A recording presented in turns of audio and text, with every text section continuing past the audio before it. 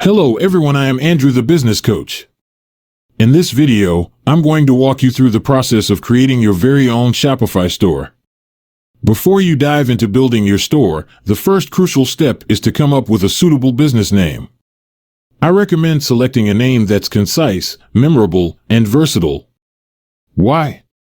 Because this choice allows you to explore multiple niches and various products under a single store. Imagine you named your store catoys.com, you'd be confined to selling only cat-related products. If you later decide to switch to a different niche, you'd have to create a whole new store. However, when you opt for a more general name, the possibilities open up. You can start with the cat niche and later transition to dog products, household items, or even training gear. The sky's the limit. Your store name should be adaptable. Once you've settled on a name, head over to Google and type in Squarespace domains to check if the domain name is available. This step is essential, as having a unique domain name is vital for your online presence. Although you won't purchase the domain from Squarespace, it's a good way to verify its availability. When selecting your domain, consider going with either .com or .co. Now, it is important to note that using .com is often pricier than, for example, using .co. If those options aren't available, you can get creative with variations, like in my example using Shopcat Toys instead of just Catoys as domain name. Now, let's move on to setting up a company email account through Gmail to manage your business affairs efficiently. Create a professional email, for example, shopcattoys@gmail.com. Next, it's time to start building your website using the Shopify platform. You'll find a link to Shopify right below this video. By using that link, you can sign up for Shopify at a special rate of $1 per month for a period of 1 to 3 months. Click the link, enter your email, and get started. Select I'm just starting, proceed to online store, and choose dropshipping products. Continue with your Google account. Now, you'll be on the Shopify dashboard. Let's quickly explore its sections. The homepage is currently empty, but it'll be the hub for your store's orders and traffic as your business grows. The orders page lets you manage incoming orders. In the draft section, you can create draft orders and shipping labels, though it's not essential for dropshipping. Abandoned checkouts helps you keep track of potential customers who didn't complete their purchase. In products, you can add products to your Shopify store, a topic I'll cover in a future video. Collections allows you to organize products into categories. Inventory and purchase orders are more relevant to those handling bulk orders or shipping their own products. Transfers and gift cards are other features available for specific store needs. The customers section will populate as you start receiving orders. You can create segments and segments based on your customer list, including email subscribers and purchasers. The content section stores the content you create for your store, such as meta objects and files. The finances section allows you to keep track of your financial data and may offer the option of Shopify credit, primarily in the USA. For analytics and reports provide insight into your store's performance, from sales to average order value. The Live view lets you track visitors' actions on your store. The marketing section provides marketing management tools, though we'll primarily use Facebook Ads Manager and TikTok Ads Manager. Campaigns helps you manage marketing campaigns, and automation lets you set up automation tasks, such as abandoned checkouts. For creating discounts, head to the Discounts section. Under Sales Channels, you'll find your store's selling platforms, with the online store being our primary choice. You can configure your Shopify theme under Themes, which I'll explain in a future video. Don't forget to remove the password to make your online store accessible to everyone. Blog posts and pages allow you to create content for your store.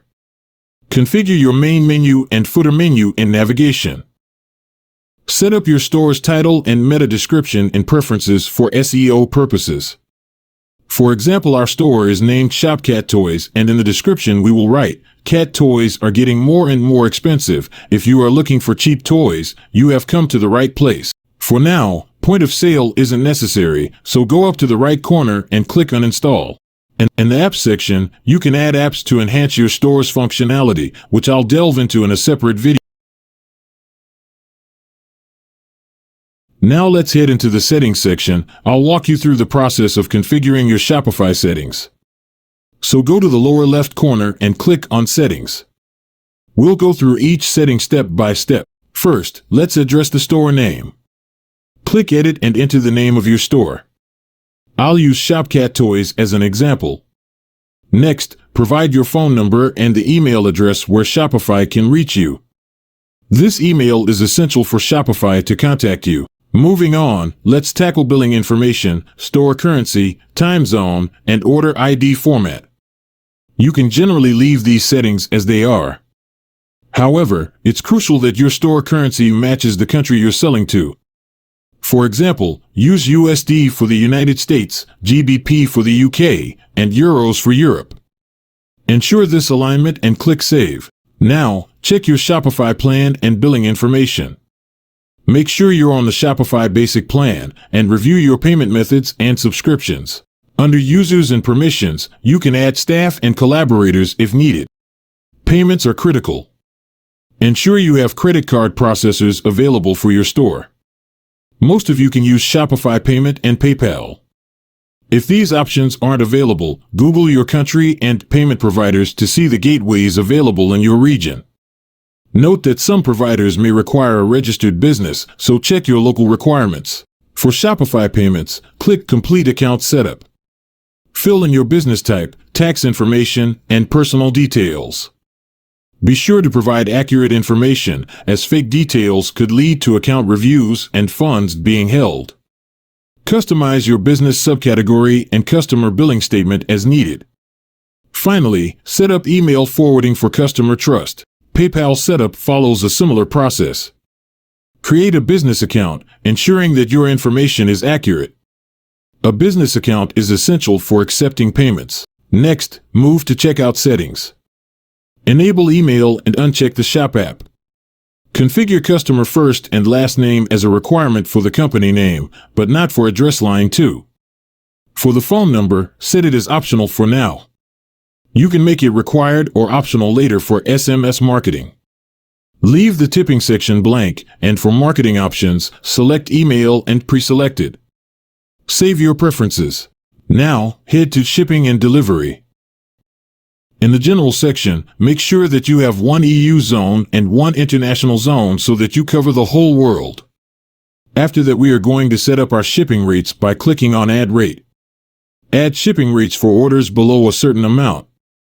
For example, set a rate name like Insured Shipping and a price of $4.95. Specify that this rate applies for orders under $50. Create another rate for free shipping on orders over $50. And then do the same for the other zone. Ensure that all countries are added to your shipping zones. Click Save. Activate international markets in the Markets section so customers from any country can make purchases on your website. Then go back and in the Preferences section, disable Compare at Price Hiding to enable sales on your store. Click Save. For taxes and duties, consider consulting a tax professional as your business grows. In the beginning, focus on selling without worrying about tax management. In locations, set your store's location. In gift cards, manage gift cards for your store.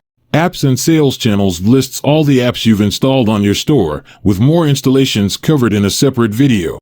Under Domains, you need to purchase your domain by clicking Buy New Domain and typing in your domain name. We opted for shopcatois.co. Note that new domains may need some time to be verified, but this will resolve within 48 hours. Customer events pertains to pixels and isn't a top priority. Under Brand, you can add your brand's logo, color scheme, cover image, and other details. In Notifications, configure email notifications for your store, ensuring that the sender email matches the one you configured earlier, such as shopcatois@gmail.com. Don't forget to verify the email. Custom data isn't a critical setting for now. Languages allows you to add multiple languages to your store if needed. However, I recommend starting with one language per store initially. Finally, Policies is where you can create and edit policies for your store, including return rules, privacy policy, terms of service, and shipping policy. Remove unnecessary brackets and customize the content as per your requirements, such as return address. If you can't access the policy templates, use the Shopify Policy Generator or consult with a legal professional. The store activity log records all actions on your store for tracking and reference. With these settings in place, your Shopify store is configured and ready for designing, which I will start covering in the next part of my dropshipping course. Thanks for watching, and feel free to check out my other dropshipping videos.